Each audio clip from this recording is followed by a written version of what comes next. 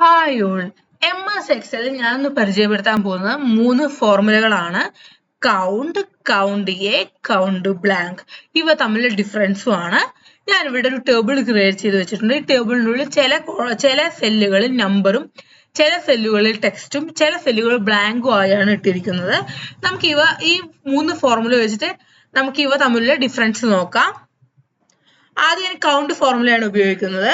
Equal count bracket open ചെയ്യുന്നു, table select ചെയ്യുന്നു, bracket close ചെയ്യുന്നു, എന്റർ അമർത്തുന്നു. നോക്കൂ, ഇപ്പൊ എനിക്ക് കിട്ടിയ റിസൾട്ട് 4 ആണ്. അതായത് കൗണ്ട് എന്ന ഫോർമുല നമ്പേഴ്സ് മാത്രമാണ് കൗണ്ട് ചെയ്യുക, നമ്പേഴ്സ്, ഡേറ്റ് എന്നിവ മാത്രമാണ് കൗണ്ട് ചെയ്യുക. അപ്പോൾ ഈ ടേബിളിൽ 4 നമ്പേഴ്സ് ഉണ്ട്. ആ 4 നമ്പറാണ് കൗണ്ട് ഫോർമുല വെച്ച് ഞാൻ കൗണ്ട് ചെയ്തിട്ടുള്ളത്.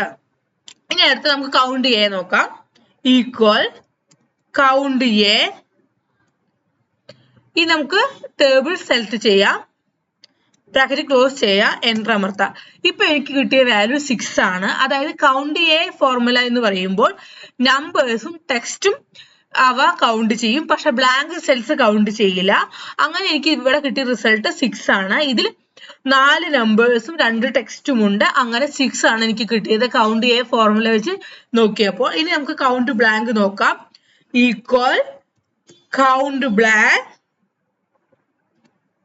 ബ്രാക്കറ്റ് ഓപ്പൺ ചെയ്തു, ടേബിൾ സെലക്ട് ചെയ്തു, ബ്രാക്കറ്റ് ക്ലോസ് ചെയ്തു, എന്റർ അമർത്തി.